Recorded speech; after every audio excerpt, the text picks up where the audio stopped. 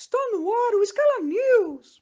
Está no ar o Scala News! Está no ar o Scala News! Está no ar o Scala News!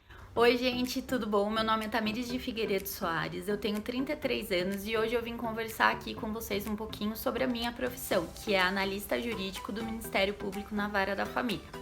Para vocês entenderem, o Ministério Público é uma instituição pública independente e autônoma, ou seja, ela não é ligada aos poderes executivo, judiciário e legislativo, apesar de várias vezes trabalhar diretamente com eles, e ela atua na defesa da sociedade, na defesa da ordem jurídica, do Estado democrático e dos direitos sociais e individuais indisponíveis das pessoas, ou seja, aqueles direitos que são mais básicos para todos nós.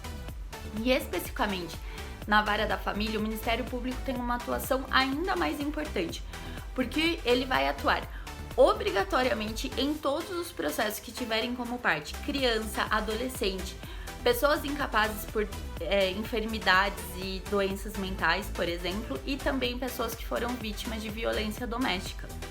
Então, aí só com isso vocês conseguem ver o impacto e a importância do Ministério Público para todos nós.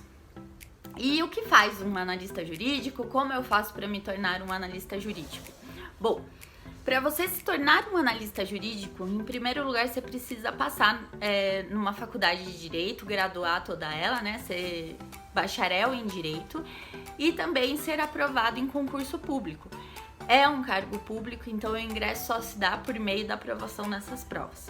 E o que a gente faz no nosso dia a dia, como o próprio nome indica, é analisar realmente o processo, estudar, esmiuçar o processo, para que a gente possa auxiliar o promotor de justiça a chegar numa conclusão e fornecer a prestação jurisdicional que está sendo reclamada.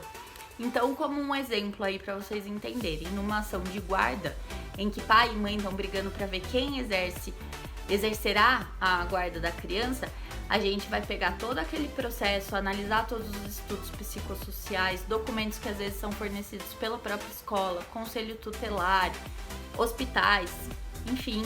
Às vezes também é necessário pesquisa doutrinária e jurisprudencial e a gente vai chegar numa conclusão de quem reúne melhores condições de exercer a guarda. Não só isso, também a gente zela por toda a validade do processo. Então a gente tem que ver etapa por etapa se todos os detalhes da lei estão sendo aplicados para evitar uma nulidade processual. Né? Você ter um processo anulado não indica só um prejuízo gigantesco para as partes, mas também para a sociedade, porque foi usado dinheiro público para esse trâmite. Né? Como desafios da profissão, eu poderia aqui falar que é uma profissão cansativa, o volume de trabalho é muito grande, às vezes também falta infraestrutura, principalmente nos fóruns mais velhos, mas eu queria realmente pontuar o que eu acho mais importante, levo como desafio pessoal, que é você não tornar o ato mecânico e, sobretudo, impessoal. Né? Os processos hoje em dia são digitais, nós estamos trabalhando em home office, mas a gente não pode se limitar à tela do computador, né? A pessoa não pode virar um caractere no Word. A gente tem que saber que do lado de lá tem uma vida e o que eu fizer aqui eu vou impactar na rotina e talvez até na história mesmo de vida daquela pessoa. E apesar de ser um desafio, é também o que é o mais legal da função, porque você saber que você está impactando positivamente na vida das pessoas, ajudando elas, isso não tem preço, é muito gratificante.